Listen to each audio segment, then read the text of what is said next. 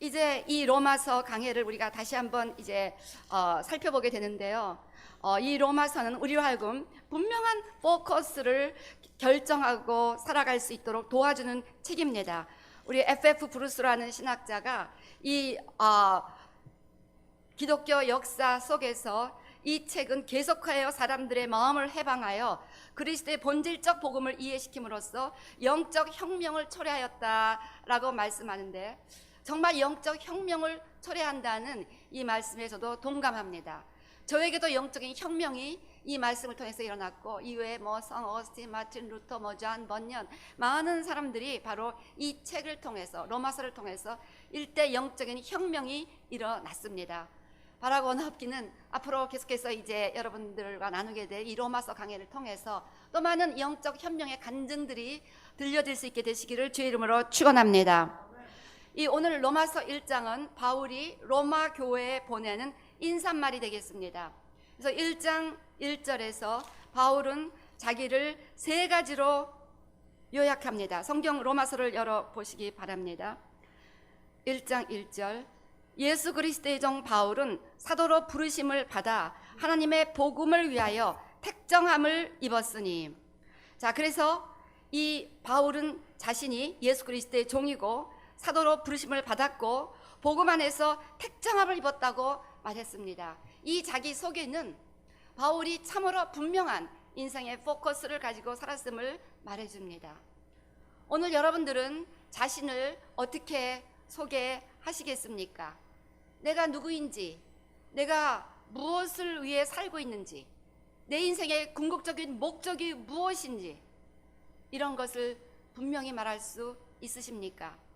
나의 인생의 포커스를 분명히 알고 있는 분들은 이 질문에 바로 답을 할 수 있을 것입니다.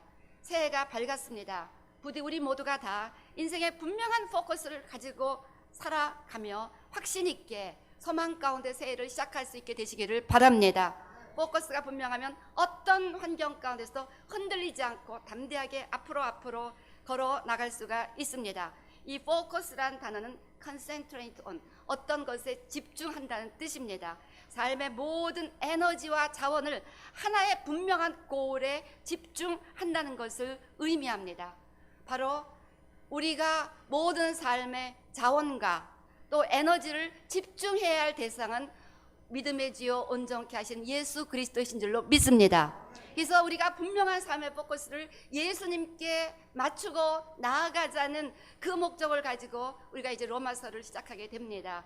그리고 오늘 본문은 어떻게 하는 것이 예수님께 포커스를 맞추는 삶인가에 대해서 우리에게 가르치고 있습니다. 먼저 이 사도 바울은 내가 예수 그리스도의 종이라고 자신을 고백합니다. 종.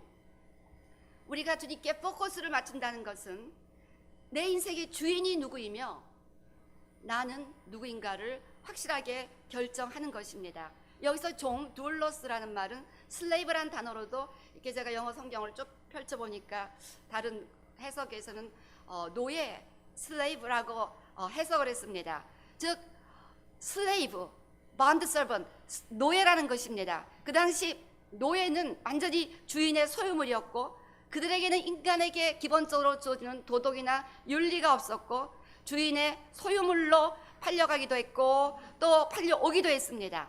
그래서 그 당시 노예와 당나귀는 똑같은데 당나귀는 말을 못하고 노예는 말을 한다는 차이가 있을 뿐이다 라는 기록까지 했는데, 바로 그 둘러스라는 단어를 사도 바울은 자신과 하나님과의 관계를 표현하기 위해서 기록했습니다. 그만큼 절대 복종의 자세로 하나님 앞에 종의 자세로 살아갔다는 것입니다. 그것이 인생의 포커스를, 여러분 날이 또 포커스가 불분명해서 희뿌연 인생을 살아간다면 오늘 내가 하나님 안에 분명한 servant, almost slave, doulos-라는 자세로 살아가고 있는가를 확실하게 결정하셔야 된다는 것입니다. 그래서 종은 무엇보다도 주인을 섬기며 무조건 복종하는 자를 의미합니다. 이번 정초에 우리 모세오경 부흥회가 있었습니다. 그래서 이 창세기부터 신명기까지 5권을 에브리 챕터마다 살펴보면서 그 챕터마다 키워드를 해서 그거 제대로 참석하신 분들은 이제 창세기부터 신명기까지 모든 챕터를 다 머릿속에 그 그림들을 통해서 외울 수 있는 그런 은혜를 받으신 것으로 제가 소망합니다. 그런데 그 강사가 이런 이야기를 하셨어요. 그 주도권 개, 그 개 사진 제가 보내드렸는데, 이 개가요, 이분이 아시는 어떤 분이, 개가 이렇게 주인을 잘 따라오는 이 얌전한 개인데요, 이거는 이렇게 얌전해야 되는데 어떤 주인이 이제 쉘터에 가서 들으신 분도 있습니다. 근데 또 한번 들으셔도 좋아요, 이 예화는. 그 쉘터에 가서 개를 하나 갖고 왔는데, 그래서 이제 개를 불쌍히 여겨서 이렇게 잘 키워서 막 기름이 잘잘 흐르고 아름다운 개로 만들어놨는데, 이 점점 개가 행동을 이상하게 해갖고 막 나중에는 막 주인이 올라타기도 하고 막 주인에게 짖고 막 주인을 물려고도 하고, 밖에 데리고 나가면 막 자기가 돌아다니면서 막 아무나 막 짖고 막 물라 그러고 막 이러는 거예요. 이상하게 행동을 하는 거예요. 그래서 그 사육사를 불러왔습니다. 개 사육사를 불러와서 이게 왜 이러냐고. 그런데 이분이 개를 자세히 관찰하더니 이 개가 지금 착각을 하고 있다고, 자기가 주인인 줄 착각을 하고 있다는 거야.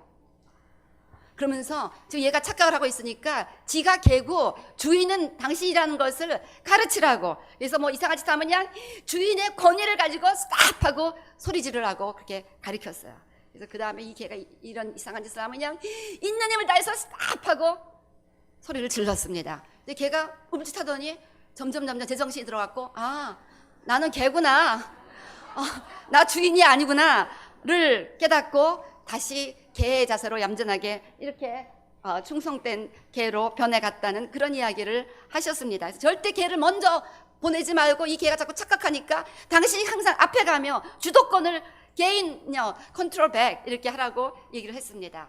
자, 모세오경이 바로 이 주도권에 관한 이야기라는 것을 제가 이렇게 계속 모든 말씀들을 보면서 결론을 내릴 수뿐이 없었습니다. 창세기 1장부터 하나님께서 인간을 창조하셨습니다. 우리는 그저 피조물에 불과합니다. 그래서 우리를 만드시고 우리를 다스리시는 그분에 대해서 우리는 절대적으로 주도권을 인정하고 무조건 그분의 모든 인도하심과 말씀에 순종하는 것이 우리 본연의 자세고, 그렇게 할 때 복이 된다는 것입니다.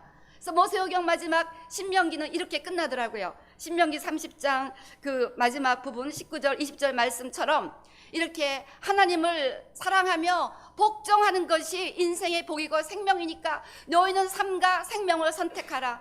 너희 앞에 복과 저주가 있고 생명과 사막이 있는데 너희는 삶과 생명을 선택하는데, 이것은 바로 그 하나님께 순종하는 것이라고 결론을 내리고 있습니다. 그래서 결국 우리가 하나님 앞에 온전한 종의 자세로, 하나님이 내 인생의 주인이다, 하나님은 내 인생의 주인이라고는 아멘 하는데 내가 하나님의 종이라는 자세에 대해서는 인정을 잘 못하시는 분이 의외로 많은 것 같아요. 그럼 주인이 있으면 종이 있는 것이지, 주인은 있는데 난 종이 아니에요? 그럼 주인이 둘이에요? 이게 뭐예요? 하나님의 주인이면 나는 당연히 하나님의 종이고, 내가 하나님의 종이라면 토를 달지 아니하고 주인의 말씀에 절대 복종하며 살아야 한다는 것입니다. 그래서 주님 앞에 포커스를 맞춘다는 것은 하나님이 내 인생의 주인이다, 그리고 나는 그분께 절대 순종해야 하는 종이다 라는 이 주도권에 대한 분명한 정리가 되어 있어야 한다는 것입니다. 그래서 우리 예수님께서 이 종의 본을 보여주셨습니다. 우리 마가복음 10장 45절 말씀처럼 인자가 온 것은 섬김을 받으려 함이 아니라 도리어 섬기려 하고 자기 목숨을 많은 사람의 대속물로 주려 함이니라. 죽기까지 순종하는 종이 되셨다고 빌립보서 2장 7절부터 11절 말씀하고 있습니다. 그래서 종의 자세로 낮아지셔서 하나님 앞에 절대 순종했습니다. 예수님은 하나님과 동등한 분인데도 불구하고 모든 면에서 이퀄인데도 완전히 종처럼, 죽으려면 죽는 종처럼, 그래서 실제로 죽으셨어요. 그 순종을 통해서 하나님께서는 예수님을 통하여 만인을 구원하고 결국 만민이 예수님 앞에 무릎 꿇는 그 같은 아름다운 결말을 이루셨다는 것입니다. 그래서 첫 번째, 포커스를 올바로 하기 위해서는 나는 종이고 하나님은 내 인생의 주인이다라는 분명한 개념을, 종으로서 절대 충성하는 이 나의 본연의 위치를 온전히 자각하며 살아가시기를 주의 이름으로 축원합니다. 다음으로 바울은 사도로 부르심을 받아라고 이렇게 말합니다. 사도라는 것은 아포스톨로서 보내심을 받았다라는 뜻입니다. 바울은 조금 더 의심 없이 내가 오늘 이 자리에 있는 것은 나의 주인에게 보내심을 받아 그분이 원하시는 목적을 이루기 위해서 살아가는 것이라고 자기 인생을 정리했다는 것입니다. 이제 예수 믿은 우리들의 인생이 무엇입니까? 저와 여러분의 인생이 무엇입니까? 내 주인에 의하여 오늘 이 자리에 보내심을 받았다는 것을 깨닫고 인정해야 한다는 것입니다. 그래서 내 주인은 나를 보내시고 그 보내신 모든 소명을 주셔서 이제 보냄을 받은 자로서의 사명을 감당하며 살아가기를 기대하신다는 것입니다. 그래서 바울은 그 놀라운 사도로서의 사명을 잘 감당하도록 하나님께서 그를 이 땅에 만드시고 보내셨습니다. 저와 여러분들도 각자의 위치에 보냄을 받았다는 것입니다. 여러분이 무슨 일을 하든지 여러분 스스로의 선택에 의해서 그 자리에 있는 것이 아니라 나를 만드시고 구원하신 그분에 의해 보내심을 받아서 그 자리에 있다는 것을 믿게 되시기를 주의 이름으로 축원합니다. 우리 요한복음 20장 21절에서 예수님께서는 제자들에게 아버지께서 나를 보내신 것 같이 나도 너희를 보내노라. 저와 여러분이 다 하나님 옆에 보내심 받아서 그 자리에 있다는 것을 믿으십니까? 그러면 원망하지 마시기 바랍니다. 내가 어쩌다 이런 사람을 만나 결혼을 해서 이 자리에 있게 되었는가, 이런 절대 퀘스천을 하지 마시기를 바랍니다. 나는 지금 이 자리에 주님께서 보내셨기 때문에 가서 하라는 것만 하면 되는 겁니다. 아멘. 예. 그래서 이렇게 온전히 나의 삶의 모습을 확실하게 깨달아야 됩니다. 그것이 포커스를 맞춘다는 거예요. 나는 주인에게 절대 복종하며 살아가는 종인데 이제 내 주인은 나로 하여금 당신의 목적을 위해서 어디에 보내심 받아 내가 오늘 미국에 이 모양으로 있고 이 자리에 있고 또 인터내셔널 갈보르게 성도가 되어 이렇게 하나님을 섬기고 있구나. 이것이 하나님께서 나를 보내셔서 내가 이 자리에 있다는 것을 안다면 우리가 얼마나 두렵고 떨리는 마음으로 보내신 분의 뜻을 위하여 살아가야 하겠습니까? 우리 최근에 요한복음을 묵상하고 있습니다. 요한복음 1장 23절, 사도 요한은 자기를 이렇게 소개했습니다. 나는 선지자 이사야의 말과 같이 주의 길을 곱게 하라고 광야에서 외치는 자의 소리로다. 자기는 그저 얼굴도 이름도 없는 소리에 불과하다는 거예요. 소리는 볼 수도 없습니다. 오직 들을 수만 있습니다.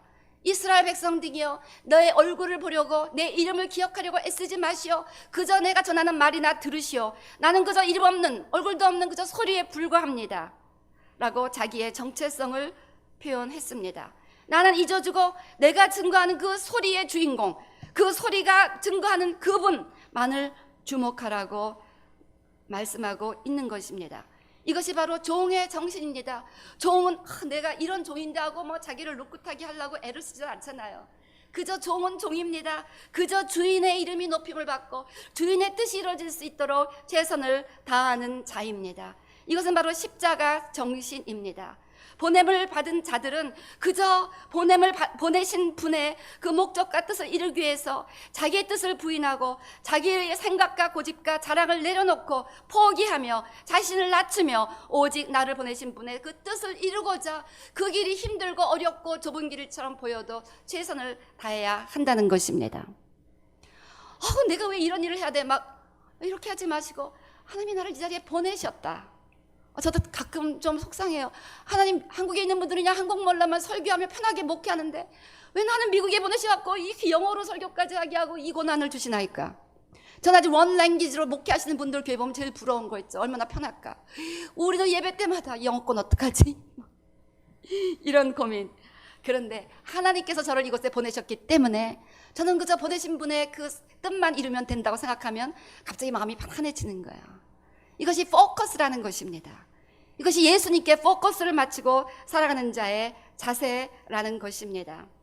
이 침례 요한이 잔 더 베프티스트가 자기 일을 고백할 때 나는 광야에 외치는 자의 소리라고 했습니다. 광야를 생각해 보시기 바랍니다. 광야. 이 광야에는 여러 가지 어려움이 있습니다. 세상에 화려함도 없고 군중의 갈채와 거리가는 먼 곳입니다.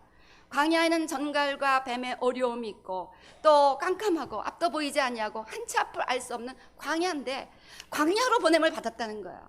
광야로. 좀 좋은 데로 보냄을 받으면 얼마나 좋을까. 근데 광야로 보냄을 받았다는 것입니다. 그곳에서 외치는 자의 소리가 된다는 것입니다. 그래서 하나님께서 우리를 광야로 보내시던 궁궐로 보내시던 그건 보내신 자의 뜻입니다.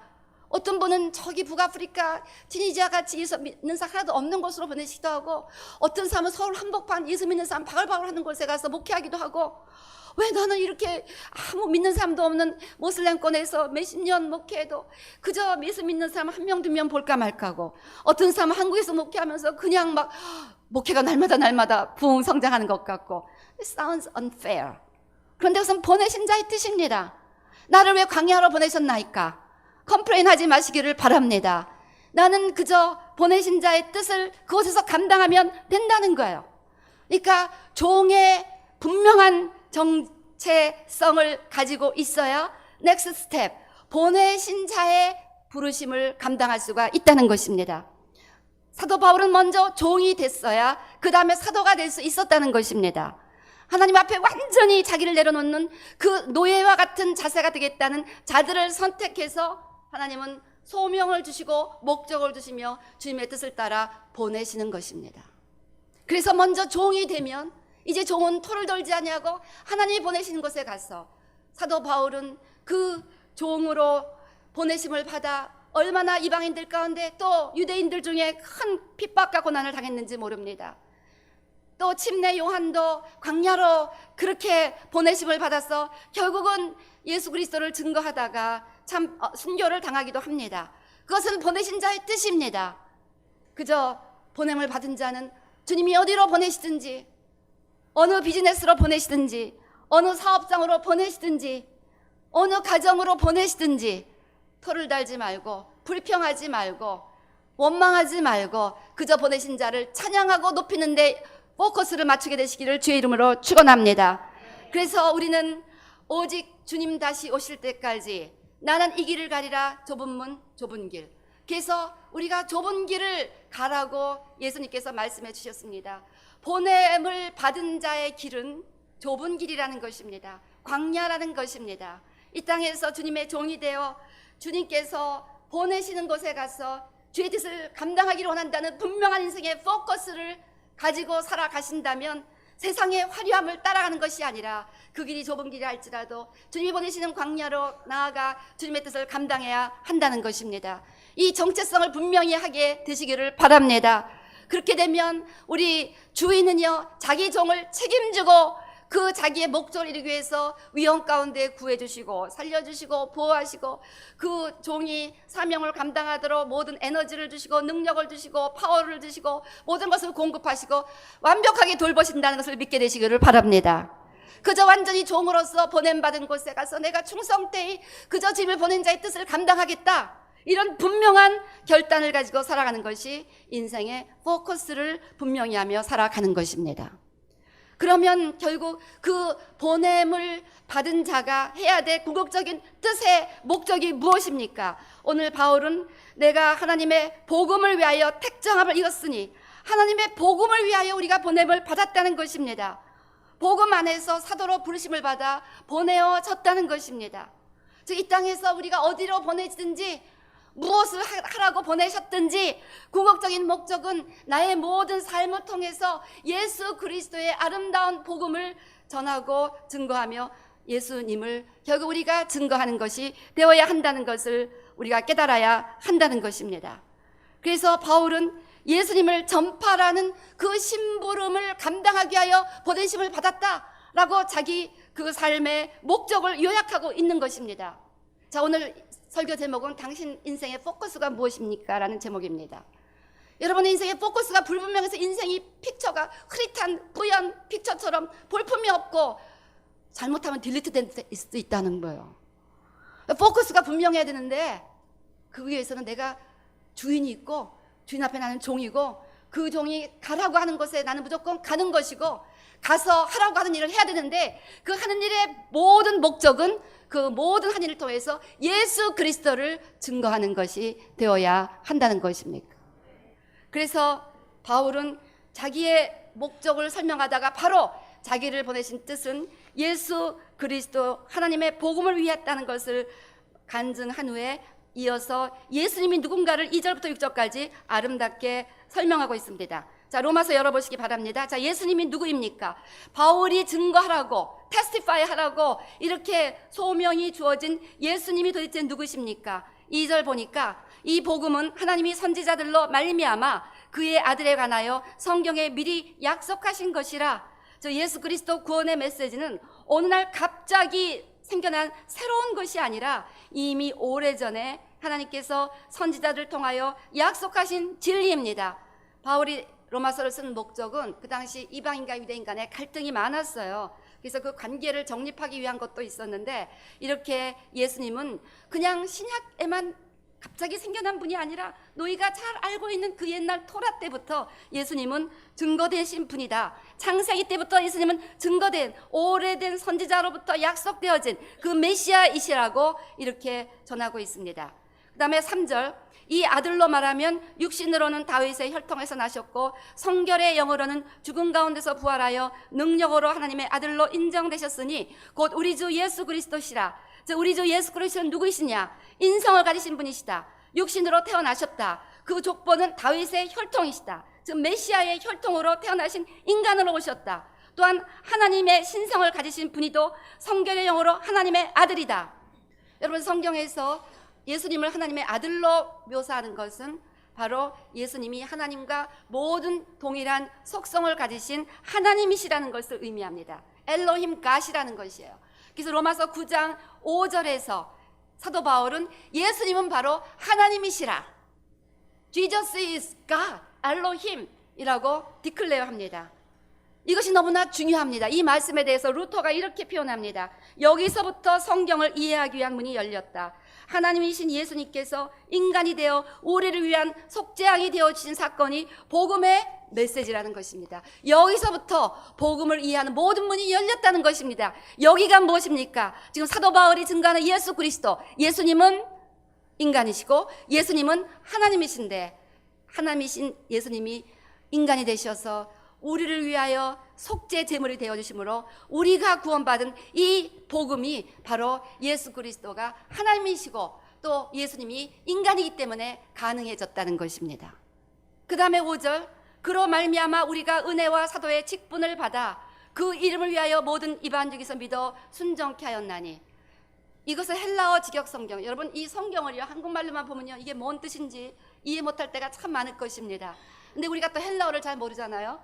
그럼 책방에 가시면 헬라어 직역 성경이라는 것을 팝니다. 그러면 훨씬 더 이해가 쉬울 수 있어요.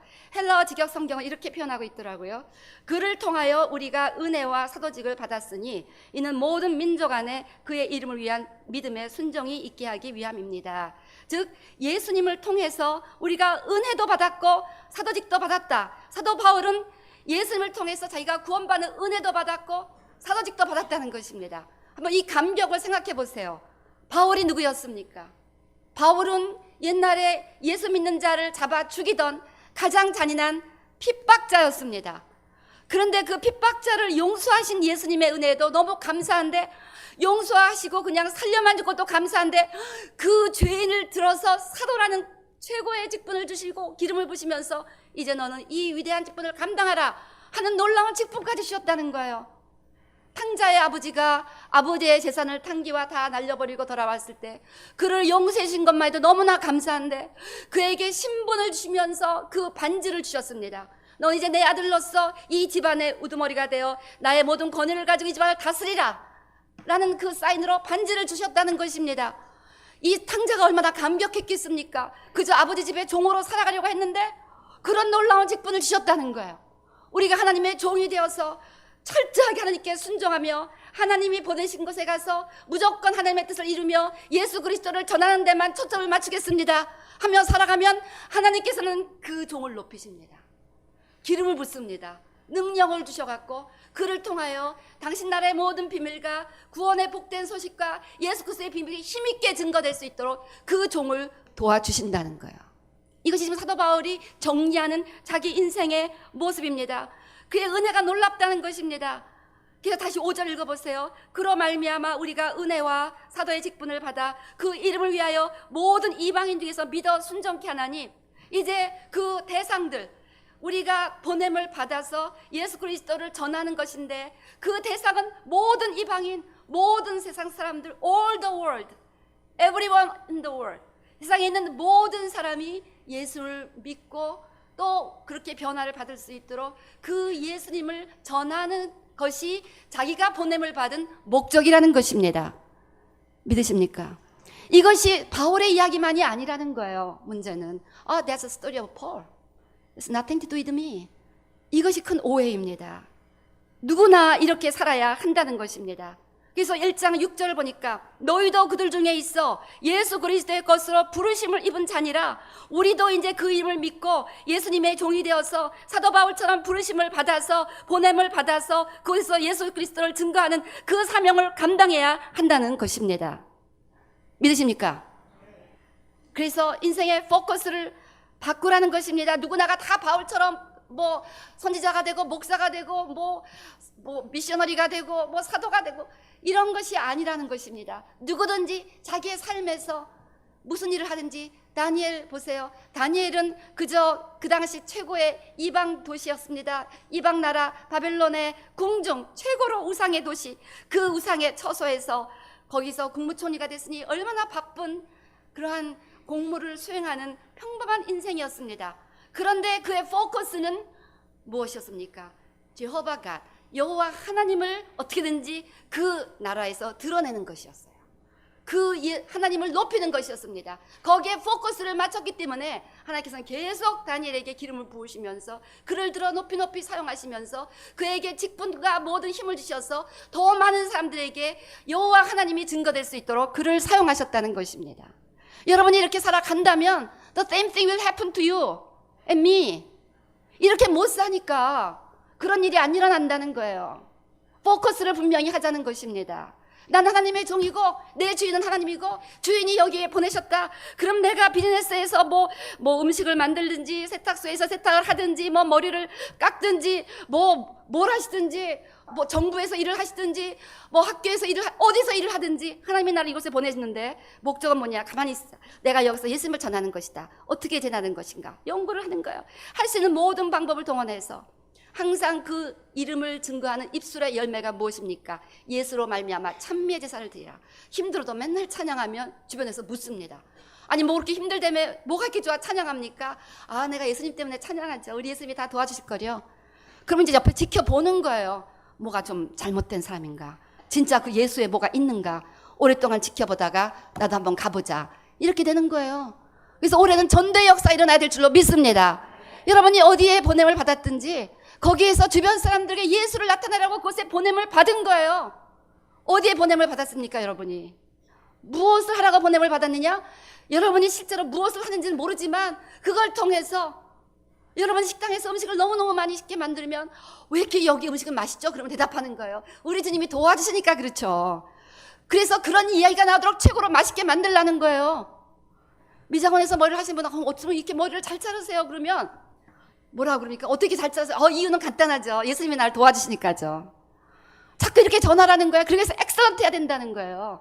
다니엘은 10배나 그 사람들보다 지혜로웠다고 했습니다. 그래서 다니엘이 하나님 앞에 다리오 왕도 느부갓네살 왕도 다 무릎을 꿇었어요. 그래서 예수님의 제자가 돼요. 요즘 어제 오늘 큐티가 예수님의 제자가 되는 길입니다. 예수님의 제자들을 부르시고 오늘도 주님이 뭐라고 하셨습니까? 나를 쫓으라. 팔로우 미. 제자를 부르시고 제일 먼저 하시는 메시지는 나를 쫓으라. 팔로우 미. 네가 누구를 쫓아갔는지 모르는데 그 방향을 바꿔서 이제는 나를 쫓으라. 팔로우 미. Change your direction. Change your focus. 우리가 집중해서 쫓아가는 포커스를 이제 바꾸어서 주님 앞에로 포커스를 맞추고 그분을 따라가라는 것입니다. 이것이 제자가 된다는 거예요. 그런데 예수님은 제자들에게 보내시며 모든 민족으로 제자를 삼아 아버지와 아들과 성령의 이름으로 세례를 주고 그래서 모든 민족으로 이렇게 주님의 종이 되어 쫓아가도록 우리가 만들라고 당부를 해 주셨습니다. 몇 년 전에 우리 교회를 방문하셨던 그 팀 챌린지를 창립하신 제시 오웬 목사님이 우리 교회를 방문하셔서 제가 그때 만나 뵀는데요. 이런 말씀을 하시더라고요. 통계에 의하면 10명의 크리스찬 중 오직 2명만이 온전한 성장을 하며 하나님께서 원하시는 순에 도달한다고 합니다. 10명의 크리스찬이 있으면 여기 만약에 1000명이 있다면 그 중에 오직 200명. 그래서 500명이 있다면 그 중에 한 100명, 한 20% 정도만 제자의 길을 간다는 것입니다. 종의 저세로 간다는 것입니다. 그래서 우리 교회가 막 최근에 굉장히 강행군 훈련을 했습니다. 사람들이 이거 너무 어렵지 않습니까? 얘기할 때 나는 지금 강력한 군인들을 훈련시켜야 됩니다. 그래서 막 눈이 오고 그럴 때 사람들이 막 빨리 스탑하고 집에 갑시다. 뭐 오늘 밤에 눈이 막 더 많이 온대 하고 1월 2일 날 막 그랬죠. 그래서 기도했습니다. 하나님께서 저에게 마음의 감동에 그렇게 말씀했어요. 너희가 지금 훈련 받으러 왔는데 눈 가운데 하나님께서 어떻게 우리를 지키시나를 한번 믿는 믿음을 좀 보여라. 그런 얘기를 하셔서 절대 괜찮습니다. 우리 끝까지 강행군 합시다. 라고 끝까지 다 마쳤는데 가보니까 그 눈이 다 뭐 녹아버려갖고 쌓이기는커녕 다 녹는 눈이었잖아요. 그래서요, 우리는 이제 그렇게 특별 훈련을 지금 주님께서 너무너무 특별 훈련을 지금 막 금식시키시고 막 모세오경 창세기부터 신명까지 달달달 외우게 하시고, 그리고 눈 가운데도 움직이지 않고 그대로 하나님 말씀에 집중하게 하고 별 훈련을 다 받았어요. 정초부터. 왜 그래? 하나님은 지금 20%를 훈련시키신 거예요. 20% 훈련시켜서 바닷물에 소금이 몇 프로인지 압니까? 소금이 3%입니다. 근데 3%의 소금이 바닷물 전체를 짜게 해서 보존하는 거예요. 그래서 이삭의 문제는 어둠이 문제가 아닙니다. 어둠을 이기는 빛이 너무 약하다는 거예요. 그 빛이 강력하게 있으면 어둠은 no problem. 그래서 우리가 이렇게 있음을 확실하게 쫓아가는 종으로 살아가자는 것입니다. 한번 우리 갈보리 교회는 100% 있음의 제자가 되시기를 주의 이름으로 축원합니다. 그것은 무엇입니까? 확실하게 내 주인을 인정하고, 하나님이 주인이라는 건 다 알면서 왜 자기가 종이라는 걸 모르는지 모르겠어요. 왜 모르실까? 예? 하나님이 주인이라는 건 아멘해요. 근데 우리는 주인의 노예입니다. 그러면 글쎄요 이러는 거야. 그러니까 이게 그 아까 주도권 개처럼 뭐 좀 이상한 개가 너무 많은 거예요. 이상엔 자기가 주인인지 착각하는 개가 너무 많은 거예요. 자기가 뭐든지 결정하려고 그래요. I do control everything. 이처럼 절대 순종하는 종이 되어서 주님이 가라는 곳에 보내심을 받아 주님의 뜻인 예수 그리스도를 전파하는 것이 우리 인생의 홀 스토리라 될 때, 7절 보니까 로마에 있어 하나님의 사랑하심을 입고 성도로 부르심을 입은 모든 자에게 하나님 우리 아버지와 주 예수 그리스도로조차 은혜와 평강이 있기를 원하노라. 하나님의 은혜와 평강이 우리와 함께 하실 줄로 믿습니다. 그래서 우리 마태복음 28장 18절부터 20절까지도 너희는 가서 모든 족속으로 제자를 삼아 아버지와 아들과 성령 이름으로 세례를 주고 내가 너희에게 가르쳐 분부하는 것을 지키게 하라. 볼지어다 그리하면 내가 세상 끝날까지 너희와 항상 함께 하리라. 아멘. 우리가 이렇게 확실하게 종으로 살아가며 확실하게 보냄을 받은 자로 살아가며 확실하게 주인의 뜻을 감당하기 위해서 내가 무엇을 하든지 예수 그리스도를 전파하는 것이 내 인생 최고의 목표로 하여 살아간다면 땅 끝까지 항상 우리와 함께 하시며 범사에 주님의 은혜와 평강으로 우리의 삶을 인도하실 줄로 믿습니다. 어떤 그 목사님의 실제 간증인데요, 그 교육 그 사령부의 그 사령관께서 아주 명석하신 분으로 전자과학 분야에서 아주 뛰어난 그런 분이었습니다. 따라갈 사람이 없는 대단히 훌륭하신 분이 사령관이 되었습니다. 근데 예수를 안 믿는 거예요. 그러니까 시간이 날 때마다 장군님 신앙을 가집시오. 예수를 믿어야 합니다. 교회를 안 나와요. 근데 어느 날 예배 준비하는데 그 목사님한테 전화가 왔습니다. 그 사령관님이 교회에 나오신다는 전화였어요.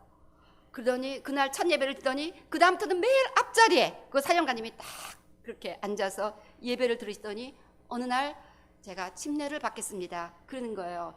그래서 침례 문답을 했습니다. 김 장군님, 왜 예수를 믿으려고 하십니까? 이렇게 답하십니다. 목사님, 저는 죄인입니다. 죄가 너무 많습니다. 이 죄를 회개해야 되겠는데 다른 방법이 없더군요. 오직 예수님만 용서해 주실 것 같아서 제가 주님을 찾기로 했습니다. 눈물 가운데 그렇게 답을 했다는 것입니다. 그리고 세례를 받고 내 죄가 다 씻겨졌다는 확신을 갖더니 너무 깊어서 목사님에게 와서 목사님, 이 교회에 필요한 것이 무엇입니까? 제가 그 비품을 다 마련하고 싶습니다 라고 하시더니 그걸 다 이렇게 마련하시고, 그 다음에 목사님이 부탁을 드렸습니다. 사령관님, 이제 내일부터 주일날 안내위원으로 봉사를 해 주셨으면 좋겠어요. 그랬더니 너무 기뻐하시면서 예배 시간 시작 30분 전부터 오셔갖고 거기에 딱 서갖고 사병들이 오면 그 사병들 하나를 악수하시고 반갑게 맞아주시면서 그렇게 그 교회 주보를 나눠 주셨다는 것입니다. 그랬더니 사병들이 그냥 놀래 버린 거예요. 이 그냥 최고 별을 단 그 장군이 막 거기 앉아서 막 자기네 손을 잡아주고 막 이러니까 너무 놀래갖고 이제 사병들이 슬슬 나오기 시작하고, 자기네가 이제 이렇게 그 장군이 나온다는 그런 이야기를, 사령관이 나오니까 참모들이 안 나올 수가 없는 거예요. 그래서 이제 하나씩 둘씩 기어 나오기 시작했습니다. 그래서 장교들 모두 다 어쨌든 무슨 목적으로 나왔는지 모르지만 그냥 줄줄이 교회에 나오기 시작했습니다. 그래갖고 이 교회가 뭐 계속 의자를 늘리기 바빠서 교회가 계속 부흥을 했다는 그런 아름다운 간증의 이야기를 들었습니다. 이분은 자기가 사령관이라는 군인이었지만 그 자리에서 포커스를 바꾼 거였어요. 포커스를 바꿔갖고 내가 예수님을 전하고 증거하는데 내 삶의 초점을 최고로 맞춰야 되겠다라고 전하니까 그렇게 삶 가운데 아름다운 열매를 맺었습니다. 사랑하는 성도 여러분, 새해가 시작이 되었습니다. 여러분 인생의 포커스가 무엇입니까? 포커스가 불분명하면 그 뿌연 사진처럼 결국 쓸모없어 버림을 당할 수도 있습니다. 포커스가 확실하면 밝고 하나는 선명한 하나님께서 참으로 축복하시는 아름다운 인생으로 나아갑니다. 주님 앞에 포커스를 맞춘다는 것이 무엇입니까? 세 가지로 말씀을 드렸습니다. 내게 주인이 있다는 사실을 가지고 나는 절대 복종하는 종의 자세로 살아간다. 그리고 주인이 보내시는 곳으로 어디든지 나아가서 주인께 충성한다. 그리고 주인이 보내신 목적은 무엇보다도 예수 그리스도의 증인이 되라는 목적으로 나를 이 자리에 보내셨기에 예수님의 증인이 되고자 무엇을 하든지 내 인생에서 최선을 다한다. 이렇게 세 가지 자세로 살아가신다면 여러분들은 예수님께 포커스를 맞춘 삶이 되실 줄로 믿습니다.